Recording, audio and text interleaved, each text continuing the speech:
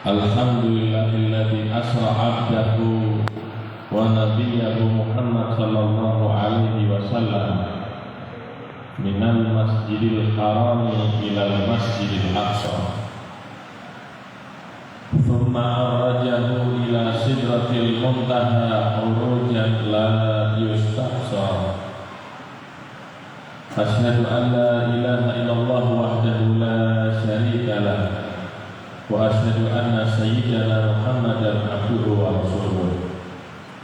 Allahumma shalli wa sallim ala sayyidina Muhammadin al-fatihi lima ughliq wal khatimi lima sabaq nasiril haqqi bil haqq wal hadi ila siratikal mustaqim wa ala alihi wa sahbihi haqqa qadrihi wa miqdarihil azim. Salatan taftahu lana biha abwaab ridha wa taysir wa tughliqu biha 'anna abwaab syarri wa ta'sir. Amma ba'd. Hadratul mukarramin, segenap para habaib yang hadir pada malam hari ini, khususnya khadimul majlis akhina fillah walillah Al-Habib Ahmad Al-Habsyi, yang saya hormati juga Ibn Sayyidil Walid Al-Habib Abu Bakar As-Sajjad wal Habib Muhammad bin Husain Al-Habsyi, dan segenap jamaah Majelis Rasulullah sallallahu alaihi wasallam, pejabat pemerintah yang hadir, para hadirin yang dirahmati oleh Allah Subhanahu wa ta'ala. Alhamdulillah, malam hari ini kita dikumpulkan oleh Allah Subhanahu wa ta'ala di majelisnya Rasulullah sallallahu alaihi wasallam. Mudah-mudahan sebagaimana tujuan kita dikumpulkan di majelis Rasulullah sallallahu alaihi wasallam, di akhirat nanti kita dikumpulkan dengan baginda Nabi besar Muhammad sallallahu alaihi wasallam. Amin. Allahumma. Hadirin yang dirahmati oleh Allah Subhanahu wa ta'ala, di dalam perjalanan Isra dan Mi'raj banyak sekali peristiwa-peristiwa atau kejadian-kejadian yang ditunjukkan oleh Allah Subhanahu wa ta'ala kepada baginda Nabi Muhammad linuriyahu min ayatina. Kejadian-kejadian tersebut adalah sebagai ibrah, sebagai renungan, dan sebagai pelajaran bagi umat baginda Nabi besar Muhammad sallallahu alaihi wasallam di dalam hidupnya. Di antara kejadian yang disaksikan oleh Rasulullah sallallahu alaihi wasallam, ada sekelompok daripada kaum. Di hadapan dia ada sebuah bongkah batu yang sangat besar. Diambil kedua batu tersebut dengan kedua tangannya, kemudian dipukulkan ke kepalanya dengan keras. Semakin mengeluarkan darah itu kepalanya, semakin keras dia memukulnya, sampai pecah itu kepala. Dikembalikan kembali oleh Rasul sallallahu oleh Allah Subhanahu wa ta'ala. Kembali dipukul itu kepala sampai pecah. Rasulullah sallallahu alaihi wasallam bertanya kepada Jibril, ini kejadian apa lagi wahai Jibril? Setelah melihat kejadian-kejadian sebelumnya. Ini wahai Muhammad, hukuman daripada umatmu yang malas daripada mengerjakan sholat. Ay alladzina tatataqal ru'usuhum anis sholat. Bukan mereka tidak sholat, tapi mereka malas mengerjakan sholat sampai diakhirkan daripada sholatnya. Kalau mereka yang mengakhirkan sholat, yang malas mengerjakan sholat, dipukul itu kepalanya sampai pecah, bagaimana hukuman dengan orang yang meninggalkan daripada sholat 5 waktu? Tadi sudah dijelaskan oleh Al-Habib Abu Bakar, oleh Al-Habib Muhammad tentang pentingnya daripada ibadah sholat. Tidak ada perintah kewajiban Allah kepada Nabi Muhammad seperti kewajiban atau perintah sholat. Ketika ada perintah dari Allah Subhanahu wa Ta'ala tentang zakat, Nabi ada di atas kasurnya. Nabi kadang-kadang ketika datang perintah haji misalnya sedang duduk bersama sahabat-sahabatnya, tapi tidak dengan perintah sholat. Nabi Muhammad dipanggil, diundang sendiri oleh Allah Subhanahu wa Ta'ala. Kalau ada orang mengundang kita, misal seperti kita yang malam ini hadir semuanya diundang oleh Habib Ahmad atau oleh yang lainnya, pasti disiapkan apa akomodasinya, tiket pesawatnya, siapa yang menjemputnya, tinggalnya di mana, menginapnya. Begitu juga dengan Nabi Muhammad, bukan tamu kelas biasa, tapi tamu manusia yang paling dekat dengan Tuhannya Allah Subhanahu wa Ta'ala. Dikirim oleh Allah malaikat Jibril, dikirim oleh Allah Subhanahu wa Ta'ala malaikat Mikail, bahkan ada malaikat yang ketiga dalam riwayat namanya malaikat Ismail. Dikirim untuk apa? Mengawal baginda Nabi Muhammad di dalam perjalanannya bertemu dengan Allah Subhanahu wa Ta'ala. Jangankan presiden, bupati aja kalau mau keluar dikawal oleh mobilnya polisi. Kenapa? Yang terhormat, ini manusia paling mulia, pemimpin daripada semua makhluk di jagat alam raya, dijemput oleh malaikat Jibril dan malaikat Mikail dengan membawa buraq yang sudah terpelihara ada di surganya Allah Subhanahu wa Ta'ala. Di bawah dari Mekah ke Masjid Aqsa sampai ke Sidratul Muntaha. Sampai ke Sidratul Muntaha berhenti malaikat Jibril. Ayo Jibril, kita pergi, kita terus ke atas. Gak bisa wahai Muhammad. Setiap manusia memiliki batasan, setiap makhluk memiliki batasan masing-masing wahai Muhammad. Fi hadzal maqam yatrukul khalilu khalilah. Dalam keadaan seperti ini wahai Jibril, seorang teman setia akan meninggalkan temannya. Tega engkau meninggalkan aku wahai Jibril, sedangkan dari bumi engkau mengawalku, dan saat ini engkau akan melepaskan aku wahai Jibril. Ya Muhammad, siapa yang tidak ingin menemani wahai Muhammad? Siapa yang tidak ingin bersama denganmu wahai Muhammad? Intajawaztu ikhtaratu bi nurillahi azza wa jalla. Seandainya aku naik satu jengkal saja wahai Muhammad, satu derajat saja wahai Muhammad, diriku ini akan terbakar dengan cahaya Allah Subhanahu wa Ta'ala. Gak ada yang mampu naik wahai Muhammad kecuali engkau satu-satunya wahai Muhammad. Naik Nabi Muhammad SAW sendirian.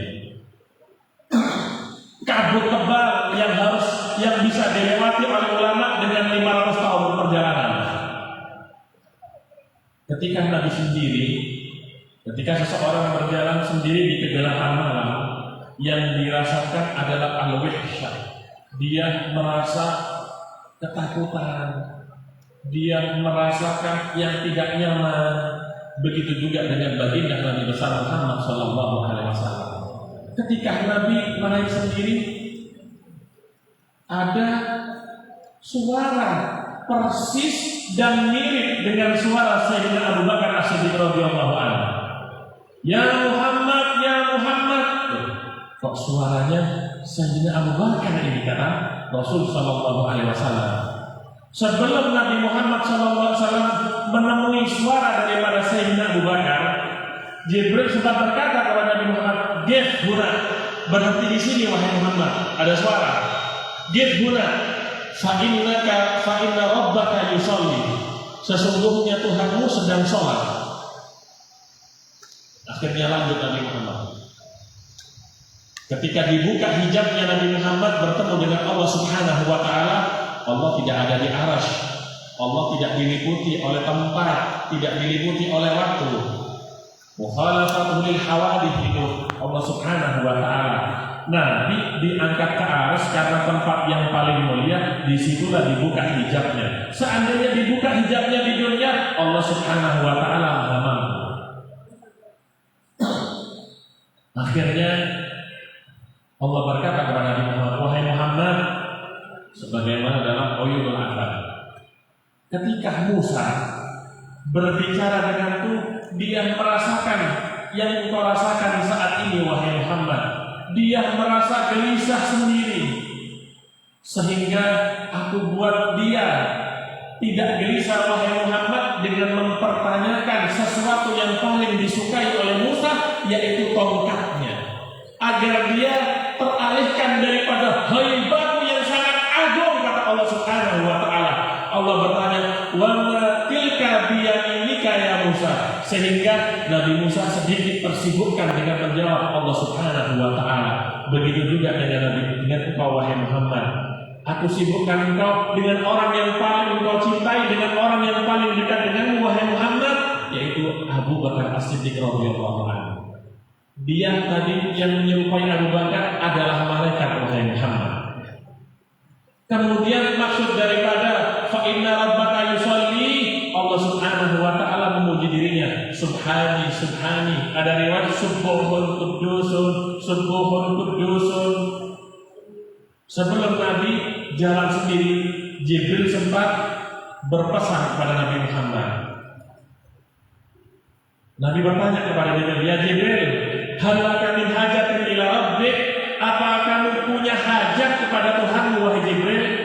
Kemudian pesannya malaikat Jibril kepada Nabi Muhammad, salillaha azza wa jalla li, mintakan kepada Allah untukku, wahai Muhammad, an absuta janahi ummati hatta yajuzu ala sirat. Mintakan kepada Allah agar supaya nanti di akhirat aku bentangkan sayapku agar umatku, wahai Muhammad, lewat di atas sayapku, di atas jembatan Siratal Mustaqim. Allah mendahului dulu, ya Muhammad, amma hajat Jibril. Sebelum Nabi Muhammad menyampaikan, Allah sudah berkata, adapun hajat daripada Jibril, wahai Muhammad, aku sudah kabulkan, wahai Muhammad. Walakin, akan tetapi, yang melewati sayap daripada yang berjalan di atas sayap Jibril di atas Siratal Mustaqim, liman ahabbaka wa sahibaka, orang yang cinta kepada kamu, wahai Muhammad. Wa sahibaka artinya liman amila bi syariatihi, orang-orang yang mengerjakan syariat Nabi Muhammad sallallahu alaihi wasallam. Dan apa syariat Nabi Muhammad yang paling agung? Yaitu peristiwa dalam Isra dan Mi'raj, yaitu perintah daripada salat daripada Allah Subhanahu wa taala. Sayyid Abu Bakar Asy-Syarrah dalam I'anatul Talibin, beliau mengatakan, as-salatu irsul muwahhidin. Salat itu adalah kesenangan daripada orang-orang mukmin. Kegembiraan orang mukmin terletak pada ibadah salat. Ketika seorang hamba menjalankan ibadah salat, Allah Subhanahu wa taala berkata kepada hambanya, abdi ataitani ma'adufika bi alwanin minal ibadah, qiyaman wa ruku'an wa sujudan wa tahlilan wa tasbihan. Wahai hambaku, engkau datang kepadaku karena as-salatu mi'rajul mu'min. Salat itu mi'rajnya orang mukmin, artinya datang kepada Allah Subhanahu wa taala. Wahai hambaku, dengan kelemahan badanmu engkau mendatangiku dengan berbagai macam daripada bentuk ibadah, baik qiyam, ruku, sujud, bacaan tahlil, tahmid, dan yang lainnya. Sebagaimana dengan kelemahanmu engkau datang kepadaku dengan berbagai macam ibadah, aku juga mewajibkan engkau memasuki daripada surgaku dengan berbagai macam daripada kenikmatan-kenikmatan di surga, kata Allah Subhanahu wa Ta'ala. Dalam tafsir Ibnu Katsir, Nabi Allah Daniel berkata, ketika Nabi Allah Daniel mensifatkan bagaimana sholat umat Nabi Muhammad, padahal Nabi Daniel hidup sebelum Nabi Muhammad, tapi sudah mengetahui di dalam kitab-kitab yang Allah turunkan kepada nabi-nabi bagaimana sifat sholat umatnya Nabi Muhammad. Dan ibadah sholat ini bukan saja untuk umat Nabi Muhammad, semua umat pernah diwajibkan sholat oleh Allah Subhanahu wa Ta'ala, tapi berbeda. Nabi Adam misalnya dan umatnya hanya diwajibkan sholat subuh 2 rakaat sehari malam. Ada lagi Nabi Ibrahim hanya zuhur saja. Ada nabi yang lain hanya asar saja. Kita ini 5 waktu semua diberikan oleh Allah kepada kita umat Nabi Muhammad Sallallahu Alaihi Wasallam. Nabi Allah Daniel ketika mensifatkan sholatnya umat Nabi Muhammad, dia berkata, "Lau shallaha qaumuhu lama uhliku." Seandainya umat daripada Nabi Allah Nuh mengerjakan sholat sebagaimana umat Nabi Muhammad mengerjakan sholat, niscaya mereka tidak akan ditenggelamkan oleh Allah Subhanahu wa Ta'ala. Sayang, mereka membangkang daripada perintah Nabi Allah Nuh dan tidak menjalankan perintah Allah Subhanahu wa Ta'ala. Lau shallaha qaumu 'ad, dan seandainya kaum 'ad, yaitu kaum 'ad yang pertama, kaum daripada Nabi Allah Hud, mereka ini salat sebagaimana salatnya umat Muhammad, kata Nabi Allah Daniel, ma asobat berrihul akim, mereka tidak akan dibantai saat itu dengan angin yang sangat dingin yang menghancurkan daripada mereka. Lau shallaha qaumu Thamud, dan seandainya kaum Thamud, kaum Nabi Allah Saleh, mereka ini mengerjakan sholat sebagaimana umat Nabi Muhammad, kata Nabi Allah Daniel, niscaya mereka tidak akan dibalik buminya oleh Allah Subhanahu wa Ta'ala. Lihat bagaimana keistimewaan daripada sholat sampai Nabi Muhammad menerima langsung perintah tersebut dari Allah Subhanahu wa Ta'ala. Ketika seorang hamba sholat, dia mengucapkan Bismillahirrahmanirrahim. Allah berkata, Hamidani abdi, hambaku telah memujiku, kata Allah Subhanahu wa Ta'ala. Ketika kita membaca basmalah, Allah mengatakan hambaku telah memujiku. Alhamdulillahirabbil alamin, athna alayya abdi, kata Allah. Dijawab itu. Ketika kita mengucapkan Alhamdulillahirabbil alamin, Allah menjawab athna alayya abdi, telah menyanjungku hambaku, kata Allah Subhanahu wa Ta'ala. Ar-Rahmanir Rahim, majjadani abdi, telah memuliakan dan mengagungkan aku hambaku, kata Allah Subhanahu wa Ta'ala. Maliki yaumiddin, Allah itu raja di hari pembalasan. Ketika hambaku mengucapkan Maliki yaumiddin, Allah berkata, fawwada ilayya abdi, hambaku telah menyerahkan semua urusan hidupnya kepadaku, kata Allah Subhanahu wa Ta'ala. Lihat bagaimana kehebatan daripada ibadah sholat. Iyyaka na'budu wa iyyaka nasta'in. Di sini ada penegasan daripada seorang manusia sebagai hamba Allah. Iyyaka na'bud, iyyaka-nya di dalam depan. Na'budu iyyaka bisa, tapi ketika iyyaka taruh depan, ini lebih istimewa. Iyyaka na'bud, hanya kepadamu kami menyembah ya Allah. Wa iyyaka nasta'in, dan kepadamu kami meminta pertolongan.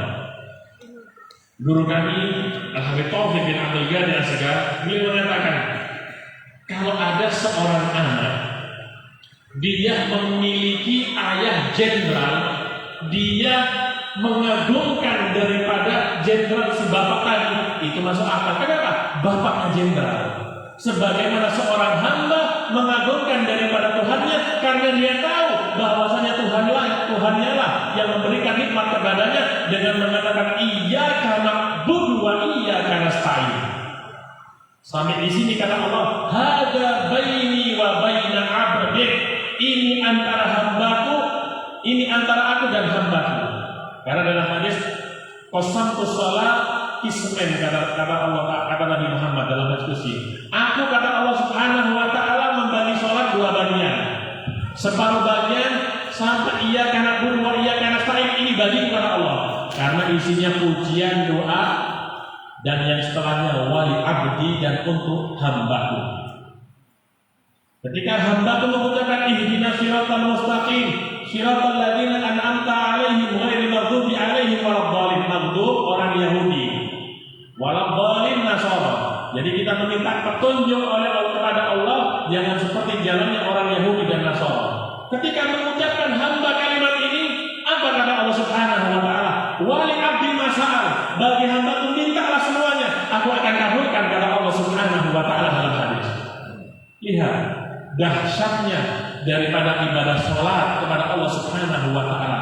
Ketika seorang hamba mengucapkan amin, idza wafaqa, jika bertepatan ucapan amin seorang hamba dengan aminnya malaikat, maka dikabulkan doanya oleh Allah Subhanahu wa taala. Dan kata Nabi dalam riwayat Siti Aisyah, tidak ada yang paling membuat dongkol orang Yahudi hatinya, tidak ada yang membuat marah hati orang Yahudi kecuali dua hal.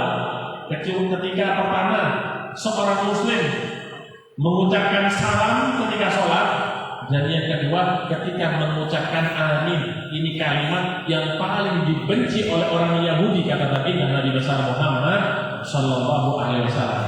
Oleh karenanya mari, tadi sudah dijelaskan sama Habib Abu Bakar, sama Habib Muhammad bagaimana pentingnya ibadah sholat, dan gak mungkin dalam majelis yang singkat ini akan dijelaskan bagaimana tata cara sholat. Datang ke rumah daripada Habib Ahmad di majelisnya, diajari nanti ilmu fikih, atau di pesantren-pesantren yang ada di sini, yang ada di sakit di sini, insya Allah akan diajarkan tata cara sholat oleh guru-guru atau asatidz di tempat tersebut, sehingga sholat kita benar-benar sesuai dengan hadisnya Nabi, shallu kama ra'aitumuni usolli. Mudah-mudahan yang sedikit ini bermanfaat bagi kita semua. Mudah-mudahan para habaib yang hadir malam hari ini diberi kesehatan oleh Allah Subhanahu wa taala. Besok Habib Abu Bakar mau pulang, mudah-mudahan diberi keselamatan. Satunya saya dan Habib Muhammad, mudah-mudahan diberi keselamatan juga oleh Allah. Dan yang lain yang ada di sini dijaga daripada segala musibah oleh Allah Subhanahu wa taala. Dimurahkan rezekinya, dilancarkan rezekinya, barokah rezekinya, dan tidak lupa menjalankan daripada perintah syariat Allah Subhanahu wa taala. Wa sallallahu ala sayyidina Muhammadin wa ala alihi wa sahbihi wasallam. Walhamdulillahirabbil alamin. Wassalamu